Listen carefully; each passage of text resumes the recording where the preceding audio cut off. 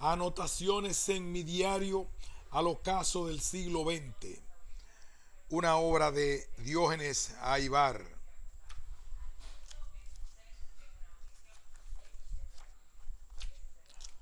Confesión a manera de prefacio. Mi vida desde pequeño ha sido un constante crecer continuo, acercamiento al centro insondable de la creación, de una mente nebulosa, sin un centro directriz ni una estructura discernible por sí misma. Lentamente pasé a tener uno de los instrumentos más finos y autoconsistentes que yo conozco, de sentimientos desconocidos, confusos y hasta contradictorios. He llegado a tener un cuerpo coherente de sentimientos que se acompasan con la mente sin contradicciones fundamentales, sino que por el contrario, ambos han formado una síntesis que se refuerza sinergéticamente con la acción de ambos. De una forma asombrosa y maravillosa, recuerdo claramente la historia de mi desarrollo interno en todos sus aspectos, mental, emocional y espiritual. No he olvidado ni negado al niño, ni al puber, ni al adolescente, ni al joven. Ahora soy el hombre maduro que lleva armónicamente integradas sus etapas anteriores. Puede muy bien comprender y relacionarse con las generaciones no contemporáneas con la suya. Algo que no puedo explicar desde muy niño me forzó a hacer preguntas fundamentales y perseguir solitaria y persistentemente las respuestas.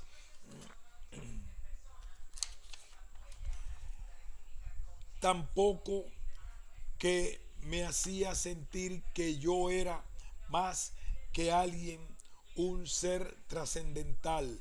Al principio no lo comprendía, solo lo sentía. Sentí el impulso de buscar a Dios cuando contaba menos de 10 años. Todo esto lo hacía secretamente y con absoluta sinceridad. Por eso pronto descubrí que Dios no se hallaba ni en las religiones ni en los religiosos. Todo aquello era un mercado de hipocresía. Por 2 años evolucioné pasando por panteísmo. La naturaleza es Dios. Antropoteísmo. El hombre es Dios. Y el egoteísmo. Yo soy Dios. Finalmente, a los 12 años, hago mi gran descubrimiento. Ateísmo. Dios no existe. Una frase lapidaria cierra ese periodo evolutivo.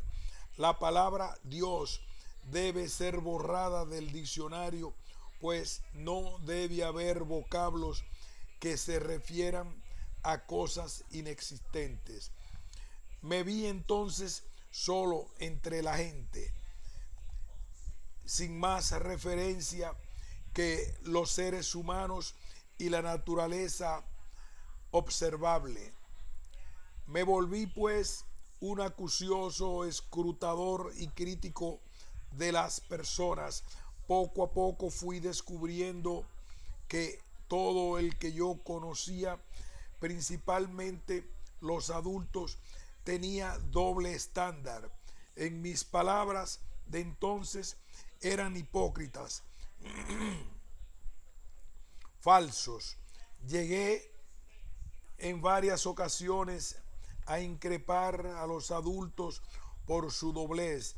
Mi comportamiento era más maduro que el de ellos, lo que me hacía sentir tenso, pues era cada vez más y más responsable de mí mismo moral y espiritualmente. Era un verdadero adulto en un cuerpo de niño.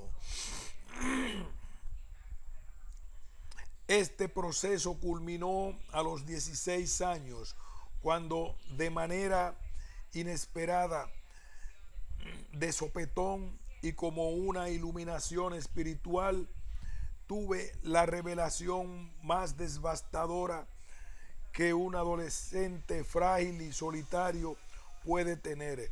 Descubrí que los valores morales, sociales y de toda índole que dan sostén a las motivaciones y acciones de los humanos en la sociedad eran mendaces.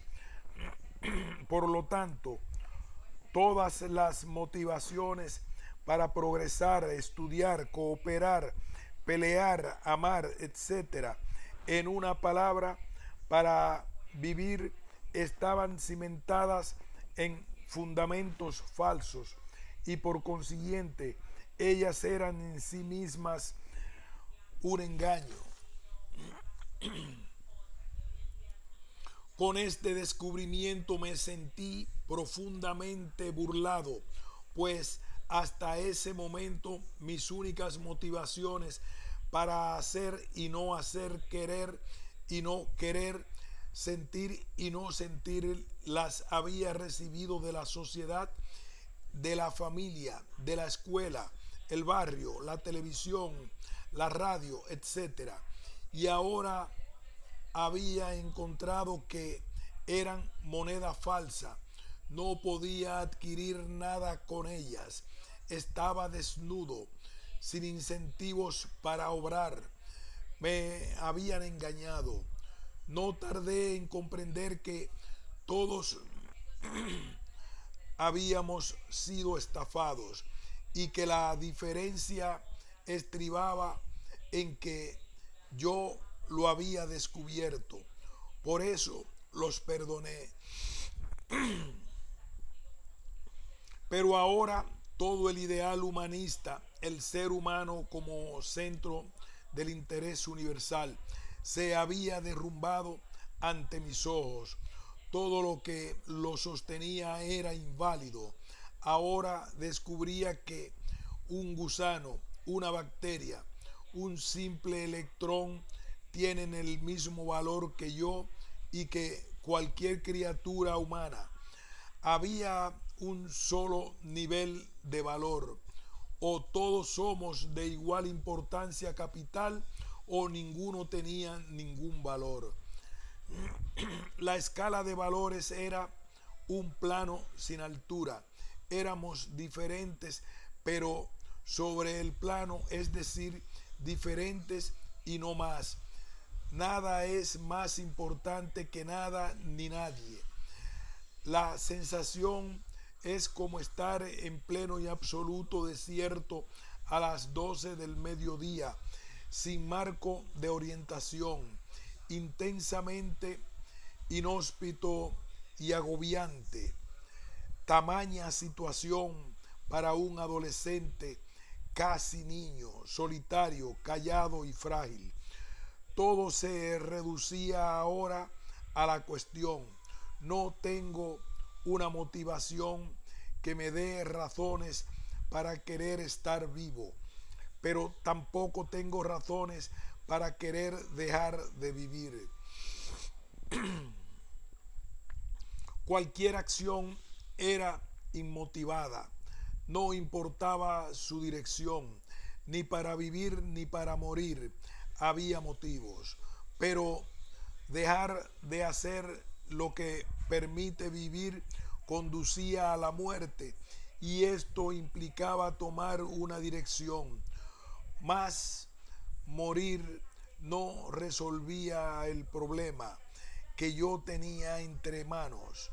Por lo tanto, había que vivir al menos hasta resolverlo.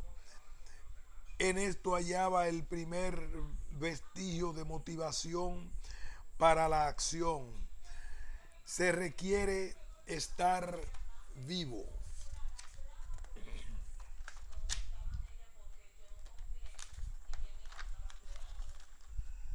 Para resolver el problema único y fundamental que tenía. Este problema se reducía a hay una razón fundamental para vivir. De no ser así, es preciso decidirse por la muerte. Con esta agenda comencé mis cándidos 16 años. Por la naturaleza del trabajo no podía darme el lujo de ser chapucero. La lógica y la objetividad debían ser usadas con el máximo de precisión. De ahí dependía no solo mi vida, sino la futilidad o relevancia de los esfuerzos, sufrimientos y alegrías de todo ser viviente, pasado, presente y futuro, en todo el universo, y el responsable de todo eso era apenas un niño. 2 años de arduo, silencioso trabajo me tomó llegar a la conclusión fundamental que determinó el curso de mi vida. Esta puede resumirse sin tomar en cuenta lo duro que es trabajar sin saber si vale la pena o no vivir de la siguiente forma.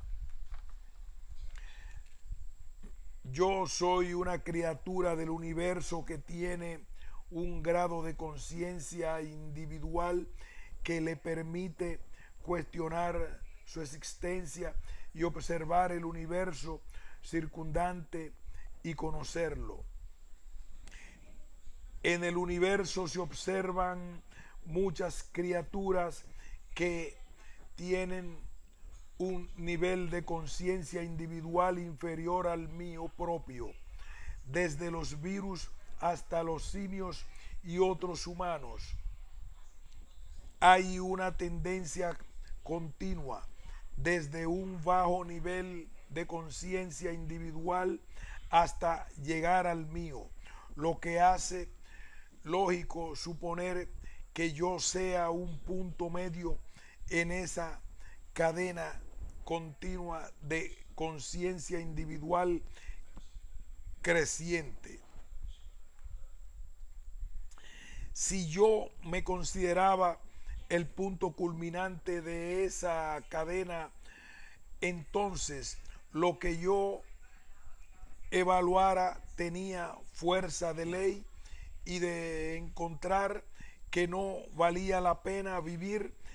Quien llegará a este nivel arribaría a la misma conclusión, y la travesía del universo habría sido fútil.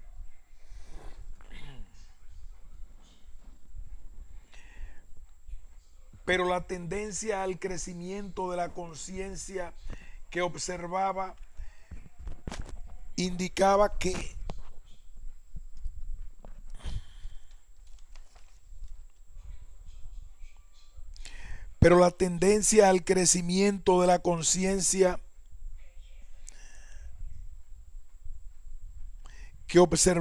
indicaba que con toda probabilidad yo estaba en un punto medio, lo que implicaba que, uno, con el tiempo se desarrollarían seres con niveles de conciencia más elevados que el que yo tenía en ese momento en la región del universo en que habitaba.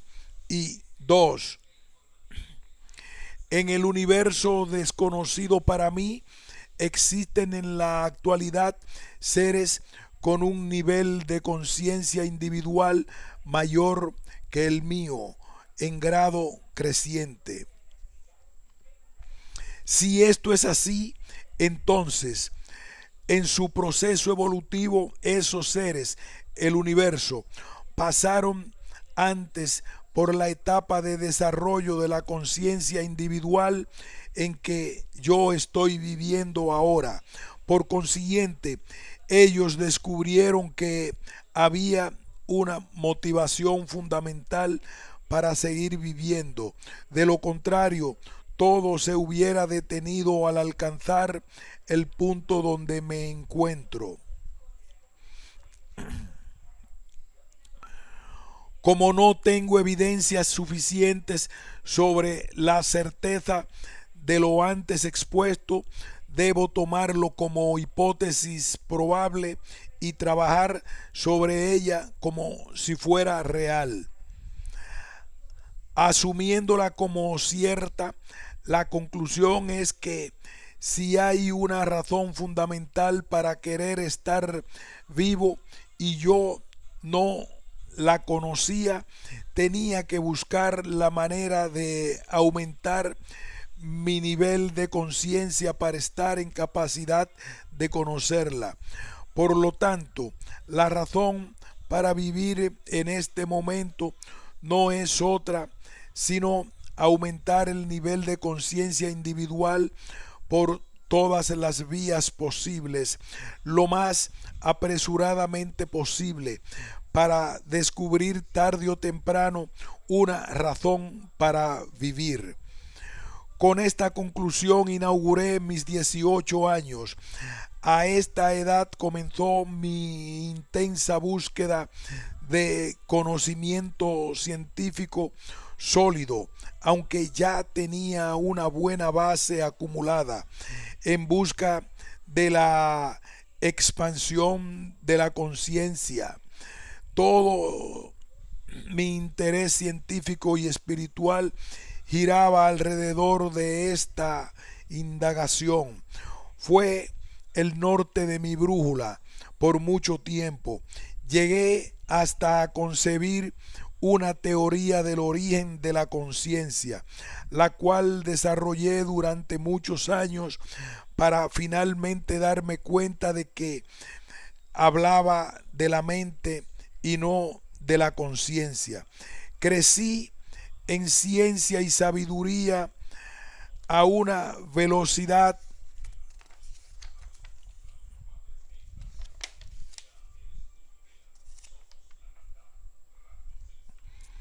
crecí en ciencia y sabiduría a una velocidad vertiginosa.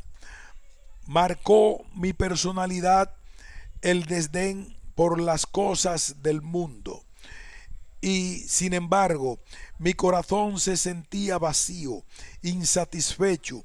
Sentía intensamente como las almas de los hombres no se comunicaban entre sí. No había manera de que yo pudiera tocar el alma de nadie con la mía.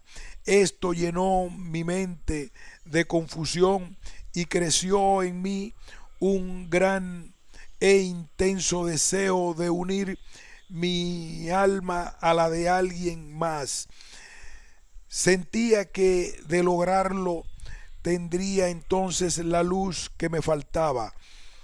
Siempre reconocí la libertad espiritual a que todos tenemos derecho y por eso nunca intenté arrastrar a nadie en mi búsqueda, a menos que no fuera por su propia decisión.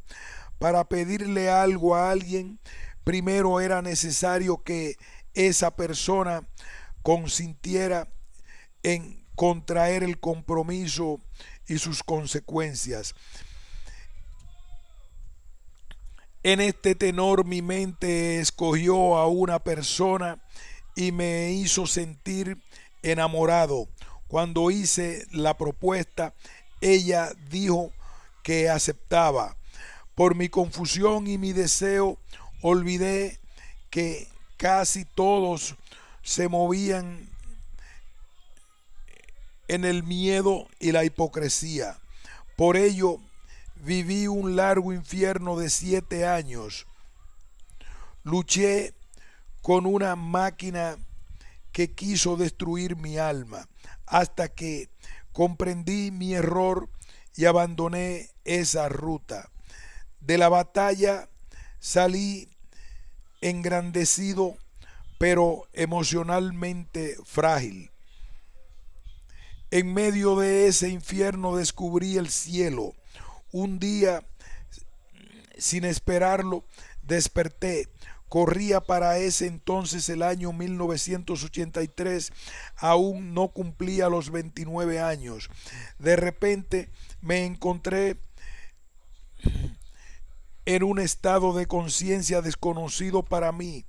Me encontré sintiendo una conciencia pura, un testigo absolutamente imparcial de los fenómenos del mundo, de mi cuerpo y de mi mente. Todo era absolutamente claro en un solo instante, intemporal, y yo era intemporal, eterno. Nada, absolutamente nada, podía dañarme. Este estado que acababa de descubrir se volvió familiar a mí y podía entrar en él cada vez que quisiera. Pero al pasar el tiempo me arropó el infierno en que vivía y me quedé solo con la sabiduría y la fe que me dio el descubrimiento, a saber, no soy la mente ni sus sentimientos, no soy el cuerpo ni sus sensaciones, soy conciencia pura, eterna y absoluta. No tengo nombre, solo soy. Nací el 30 de octubre de 1954. Morí más o menos en la misma fecha de 1970, a los 16 años, cuando no quedaron para mí razones para querer estar vivo. Nací por segunda vez en conciencia y espíritu, más o menos en la misma fecha de 1983. Esta vez nací eterno, pero igual era un niño y comencé a crecer. De esta nueva vida ya he vivido la niñez y la adolescencia y soy un novicio de la adultez. De mi hallazgo solo puedo decir si hay una razón fundamental para vivir. Decirles con la boca o la palabra escrita no sirve de nada, porque solo quien la busca con toda sinceridad y buena fe la encuentra. Sí puedo contarles una parábola que me llegó a la mente cuando uno de mis estudiantes, angustiado, un día me preguntó: profesor, usted me ha ido destruyendo todas las razones para querer estar vivo, pero usted trabaja, viene a su clase y hace muchas cosas. Si nada tiene valor en la vida, ¿por qué vive usted? Yo le respondí con la siguiente parábola. Parábola de la casa de juegos. Un hombre iba a entrar a una casa de juegos, algo así como un casino, pero con una gran variedad de juegos. Al momento de entrar en ella, el sujeto sufrió amnesia total, pero fue recibido muy naturalmente por un grupo de los que estaban dentro de la casa de juegos. Le pusieron un nombre y se hicieron cargo de él. Le enseñaron juegos que él aprendió con avidez. Le enseñaron la importancia de los diferentes juegos y cuán imprescindible era ganar. Hasta aprendió cómo aprenderlos por sí mismo e inventar sus propios juegos. En los juegos se ganaban fichas de diferentes colores dependiendo del valor que tuvieran. Este hombre pronto descubrió que todos los que jugaban en la casa de juegos tenían su misma condición, solo conocían la casa de juegos, no sabían de dónde venían. Se les había dado un nombre y se les enseñó a jugar. Solo les importaba jugar y ganar. Un día, algo que él no esperaba sucedió. Por un altoparlante una voz llamó a uno de los jugadores. La mayoría de los demás permaneció indiferente, pero el hombre notó que de aquellos que eran cercanos al que fue llamado, unos se alegraron secretamente y otros sinceramente se entristecieron. El llamado se acercó a una puerta. En ella se despojó de todas las fichas que habían ganado y se le invitó a salir por la puerta especial. Al cabo de un rato, todo volvió a la normalidad y todos siguieron jugando. Pero el hombre, al observar esto nuevo para él, quedó perplejo y comenzó a inquirir entre sus cercanos. Quería saber qué pasó, a dónde van el que sale por la puerta, qué le pasa al que sale de esa casa de juegos. Las respuestas le fueron impresionantes. Todos somos llamados en el momento menos esperado y tenemos que salir sin protestar. Aquí solo estamos por un tiempo.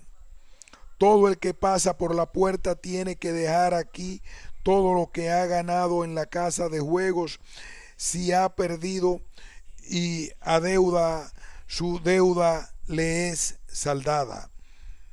No sabemos a dónde va la persona cuando sale, pero hay muchas conjeturas y teorías respecto al respecto. En base a esto, se han inventado muchos juegos en la casa de juegos, pero nadie sabe en realidad qué pasa del otro lado de la puerta. Este hallazgo dejó muy preocupado al hombre, quien concluyó: si en cualquier momento voy a ser llamado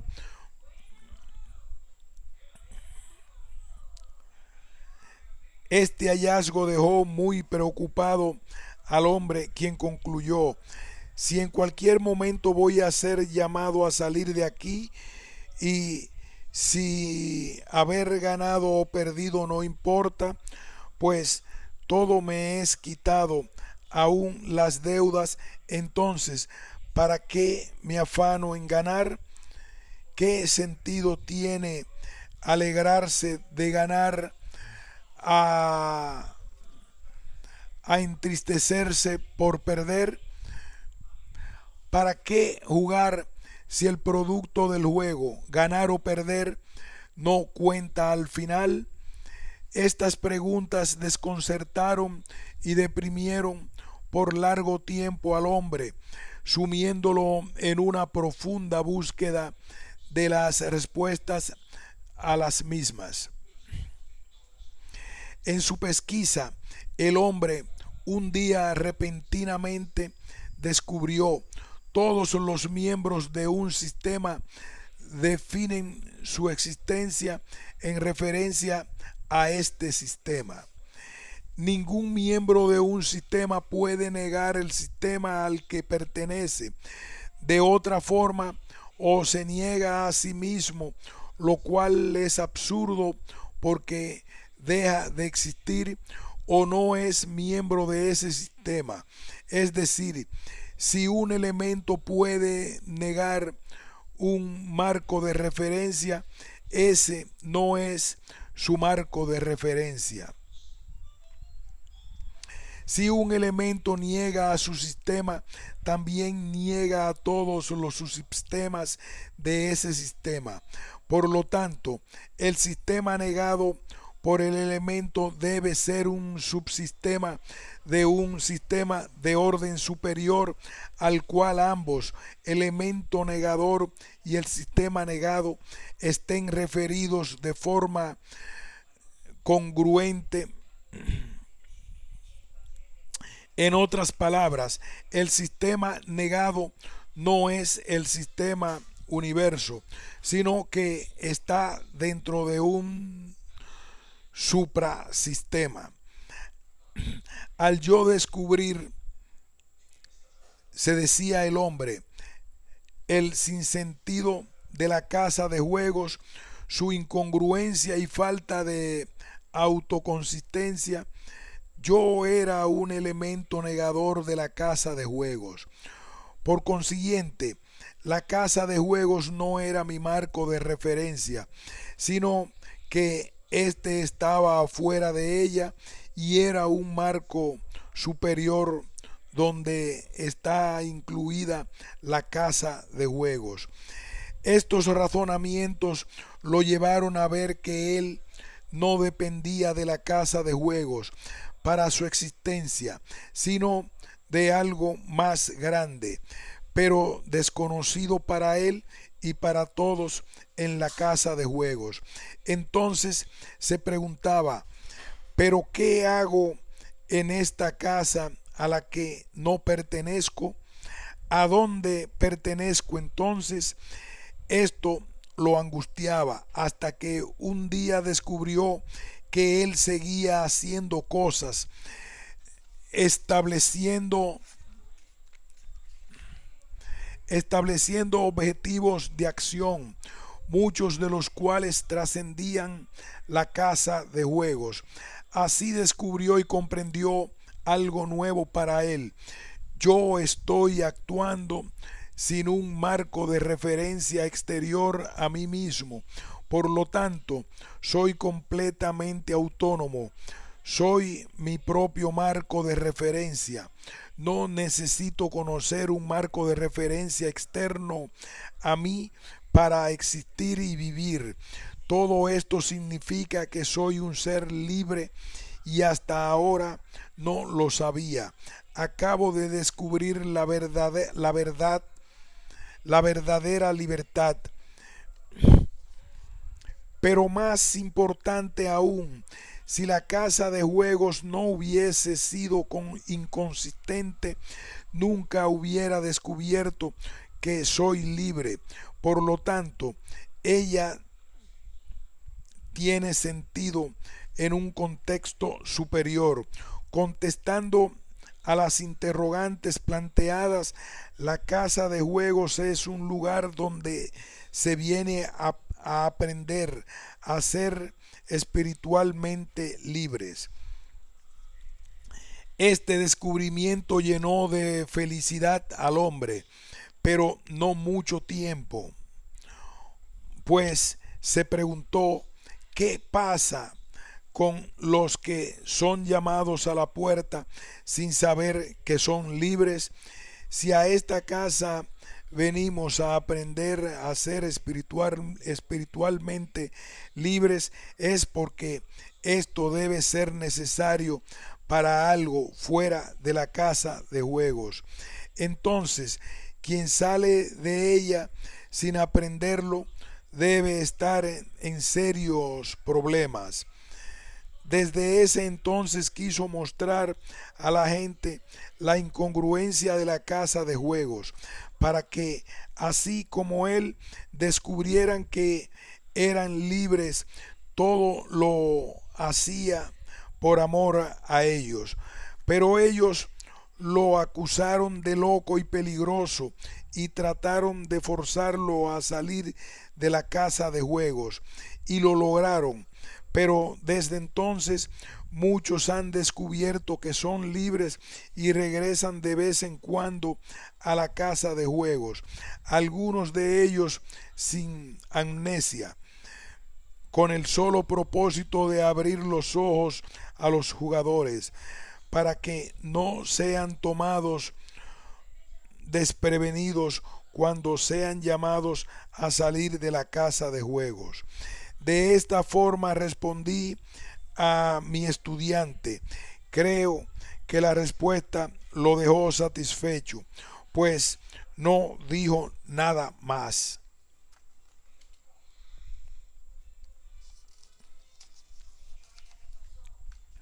Las anotaciones.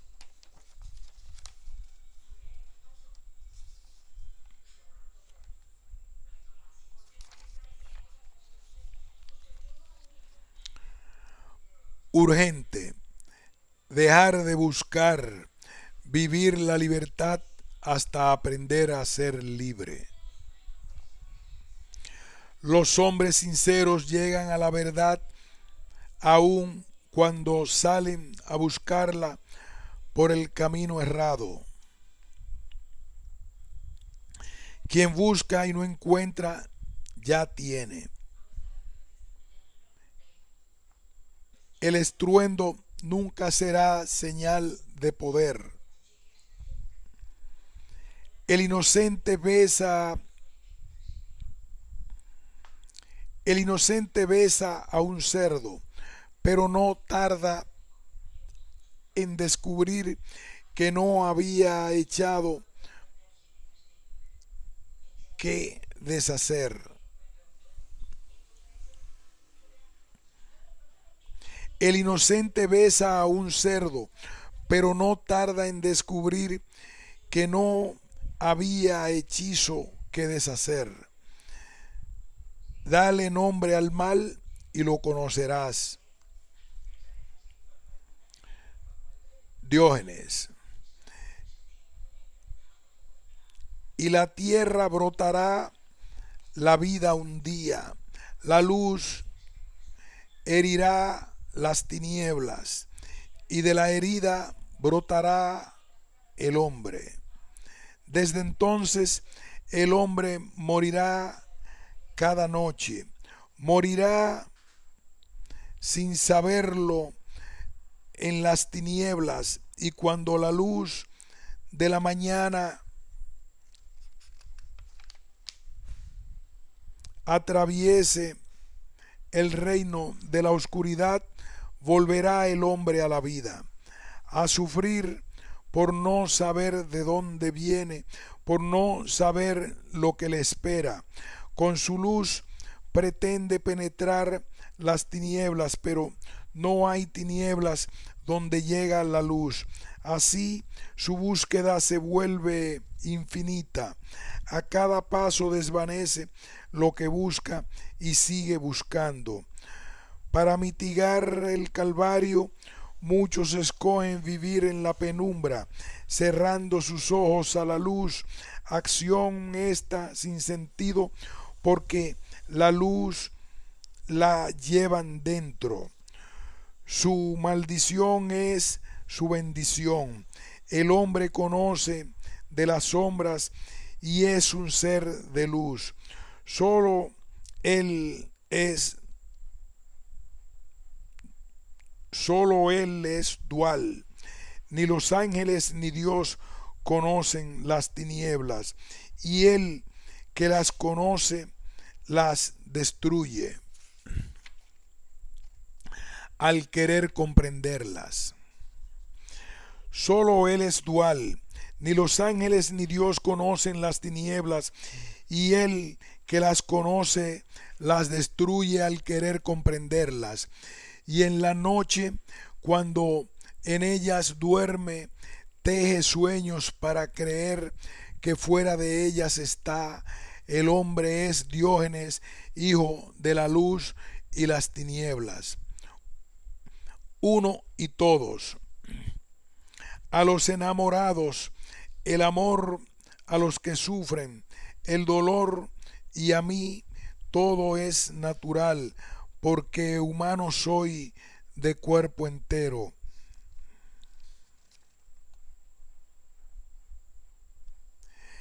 Ni vicios ni virtudes, ni desolación ni razones a celebración, nada me falta ni me sobra. Conozco el delirio de la victoria y el grave y amargo sabor de la derrota. He sido grande y pequeño, cabeza y seguidor. He aprendido y enseñado, consumido y producto. Mi vida es un mapa de la humanidad. Soy individuo y suma social. Como es arriba, es abajo. Si mi vida es efímera, también lo es la vida misma.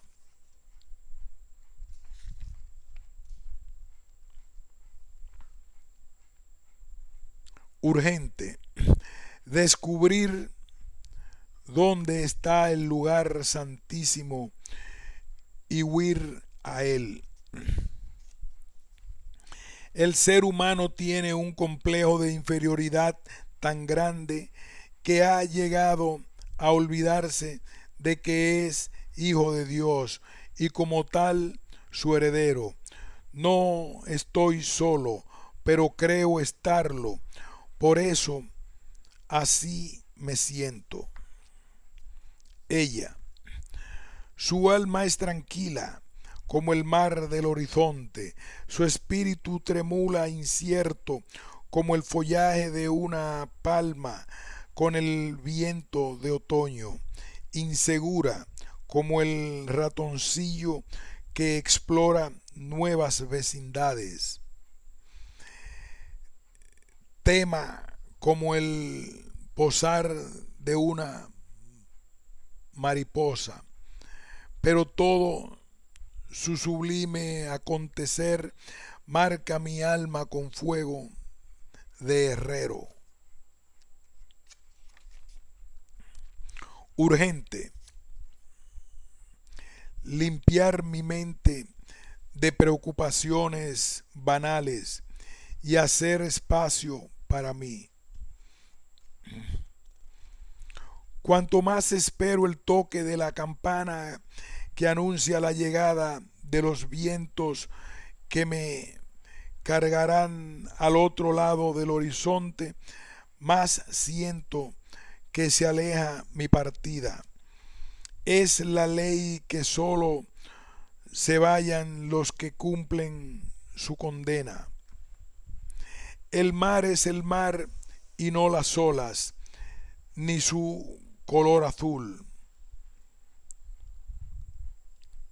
Los que no conocen las profundidades solo ven las olas y las consideran entidades autónomas y que llenan un vacío, la superficie del mar, frontera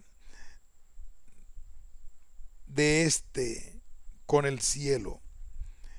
Ni por asomo imaginan la inmensidad que subyace, la vida y orden a las olas.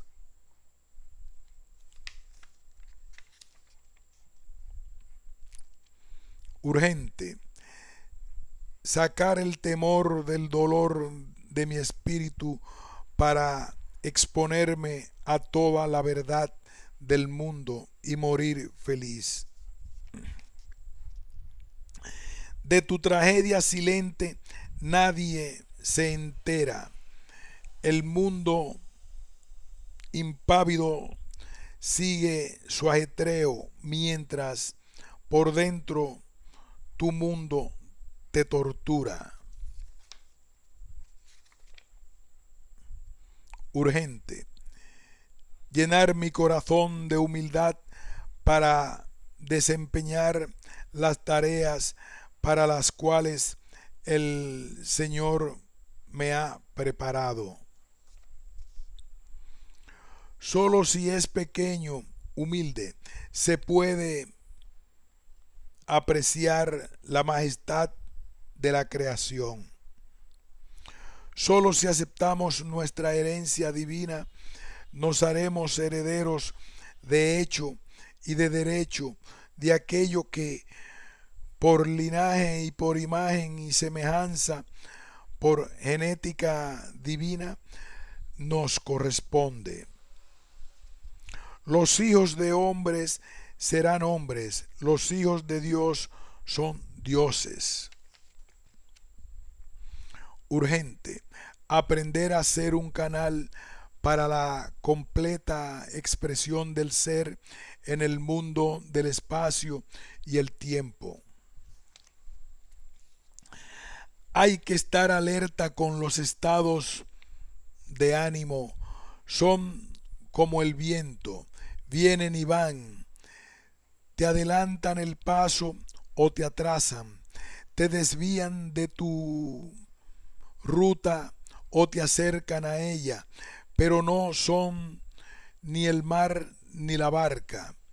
El capitán está alerta de los vientos, pero conoce su barca y la mar, y aunque puede cambiar de ruta, sabe a dónde va. Todo querer es efímero, esta vida es efímera, yo no soy efímero. Urgente.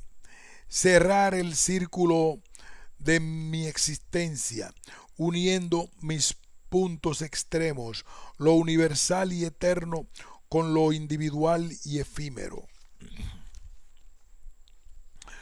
Nuestra mente insaciable busca conquistar el substratum de la existencia y en su búsqueda se desvanece antes de encontrar que así como la Tierra flota en el espacio sin nada que la sostenga, yo soy el substratum de toda existencia. Para la mente, el ser es un abismo. Yo soy el abismo de la mente, completo, perfecto, solo y sin necesidad de compañía, inmenso y sin sentido de dimensiones ni distancia, eterno, sin noción del tiempo. Mente.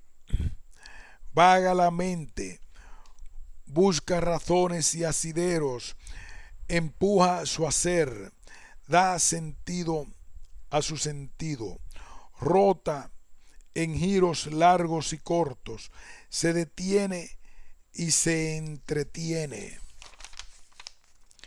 Se detiene y lamenta sus estaciones pasadas, a veces las ansía, otras se contenta a sí misma con su status quo. Pero es efímera su celebración. En cualquier momento cae de nuevo en la cuenta que cada estación es una pompa de jabón creada por ella misma. Cada estación es ella, efímera y eterna. Se busca a sí misma, usándose como instrumento. Se define y se deshace, se apaga y se prende, se niega a sí misma y con ello se reafirma. Parece un estanque hirviendo en cambiantes luces de colores sin principio ni fin, ni cronos ni topos. Su tiempo es ella misma, su espacio es su jugar sobre sí misma. Sin embargo, se siente incompleta, tiene hambre y se alimenta de sí, devora todo conocimiento nuevo hasta convertirlo en cadavérica imagen. Todo en ella es memoria e intencionalidad, todo es mente, todo es ella. Qué cosa más parecida a Dios. Es por eso que su angustia es divina. Su búsqueda aóntica es singularmente trágica. Su existencia se define entre dos puntos nulos. Se mueve entre el pasado y el futuro, pero no tiene presente. Comienza en cero y termina en cero, pero en el trayecto vive ansiosa de retornar al comienzo y llegar al final. Es cuerda que vibra, vibración amortiguada con infinitos sobretonos. Es perro viejo y mañoso que da vueltas por alcanzarse la cola. Es una máquina divina. puede conocerse a sí misma y negarlo. Puede negar y afirmar la misma cosa. Puede conocer la verdad y actuar contrario a ella. Es un portento, es caballo desbocado en que cabalga la conciencia. Urgente. Volver a sentir como urgente y de vital importancia la suave fragancia, la brisa mañanera, su mirada triste y un beso suyo. Gracias, Padre, por haberme desprendido de ti. Como cosa pequeña y separada conocí el contraste, el placer y el dolor, el bien y el mal, el amor y la aversión, lo pequeño y lo grande, lo eterno y lo efímero. Y finalmente llegué a ti y al descubrirte me supe eterno. Sin mi travesía por el mundo no hubiera podido sentir todo lo que siento al reencontrarme. Todo ello es maravilloso y es mi ofrenda al volver a ti. Urgente. Mantener presente que no soy mi apariencia, soy quien se da cuenta de que existe. Es un error asumir que todas las propiedades de la existencia son interactivas. Con ello, la confinamos a los fenómenos y a la experiencia sensual o no experiencia en el sentido de conocer desde afuera. Olvidamos que también somos existencia y que ante todo somos conciencia, siendo el cuerpo y la mente vehículos para localizarnos en el espacio y en el tiempo.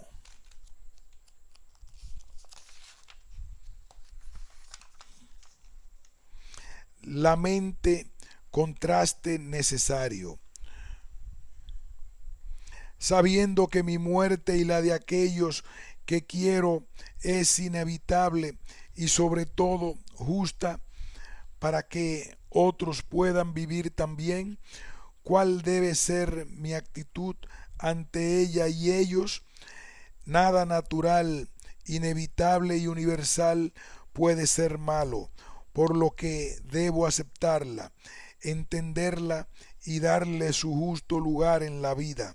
Ningún juego es interesante si no tuviera tiempos, medidas y un número de entradas limitado. Si el cielo fuera solo oscuridad o solo brillo de estrella, no nos fuera bello y atractivo. Lo que lo hace enigmáticamente bello es que el mismo se nos presenta como un manto negro salpicado de puntos luminosos. Sin la muerte, la vida sería monótona y aburrida.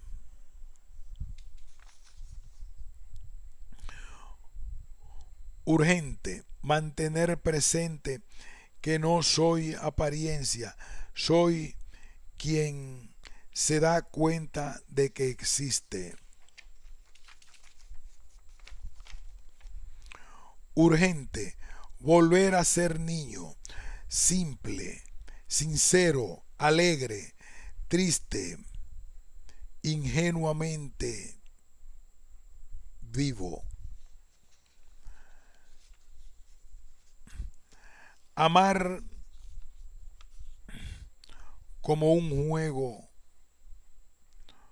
amar como un niño juega. El amor nos hace olvidarnos del mundo y nos hace ser niños por un momento. El que ama desea sin saber, el que ama desea sin saber qué ni por qué. ¿Qué busca satisfacer el que se aferra a un beso? ¿Qué gana un niño en el juego de canicas? ¿Y de qué le sirven las canicas? De nada, pues solo son y serán canicas. El niño que juega para ganar ya no es niño, solo seguirá siendo niño mientras juegue para jugar, para aventurar.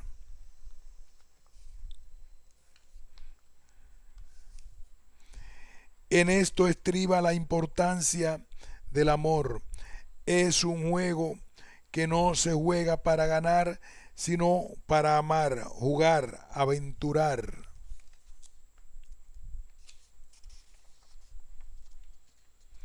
Quien lo sabe y lo juega como se debe disfrutar de ser un niño en el juego, un niño simple, sincero, alegre, triste, ingenuamente niño.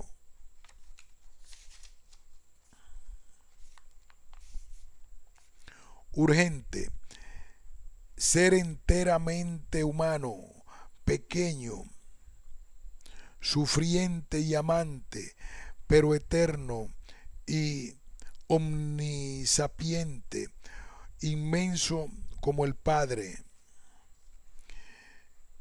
Mi vida transcurre como se desliza una gota de lluvia por el follaje de un árbol frondoso, a veces lentamente, a veces rauda y de hoja en hoja a saltos.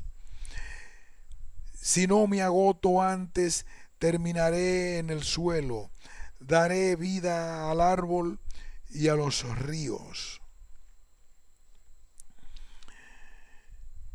Y moriré en el mar. ¿Que cómo es mi paso por la vida? Me tambaleo como un pony recién nacido, intentando mantenerse de pie. Después de haber nacido libre, no sé cómo usar esa libertad.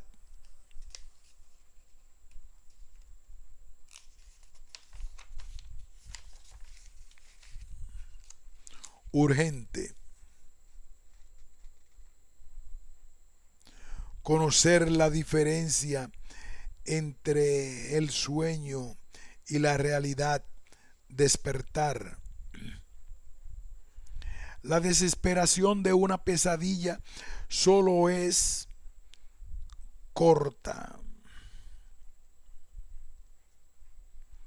La desesperación de una pesadilla solo es corta en sensaciones y reacciones, pero el que despierta, aunque aún tenga el sobrecogimiento de la agonía que ella envuelve, se sabe a salvo, pues sabe que ella no fue más que una aventura de su imaginación. Deambulo entre la verdad y la ilusión. Donde quiera que me encuentro, estoy sucio de ambas. Mis proyectos terrenales todos tienen punta de fracaso, pero yo no soy un proyecto terrenal. Nada en mi duda, solo la intencionalidad. ¿Cómo puede la mente reportar la experiencia del darse cuenta? Empatía, luz, espacio y tiempo. Despertar quiero sin olvidar mis sueños, Por eso aún duermo, sensible telaraña de mi destino.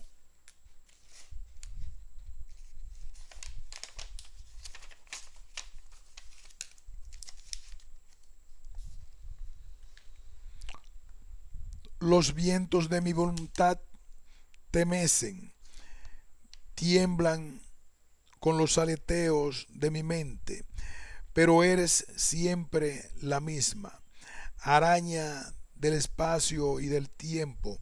Solo la luz rompe tu telar. El viento hacer luz quiere, pero la luz nace del silencio. Solo en la quietud puede el endeble tejido llenarse de eterno fluido y reflejar en la concéntrica arquitectura aquello que define el espacio y el tiempo. Aquí hacemos una pausa y continuaremos para completar la leyenda de los versos de este interesante poemario de Diógenes Aybar.